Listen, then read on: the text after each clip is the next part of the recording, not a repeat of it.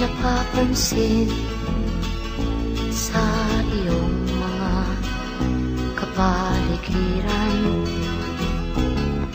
Kay dumi na ng hangin, pati na ang mga ilog natin. Hindi nga masama ang pag-unlad, at malayo-layo na rin ang ating narating. Ngunit masdan mo ang tubig sa dagat, dati kulay asul, ngayon'y naging itim.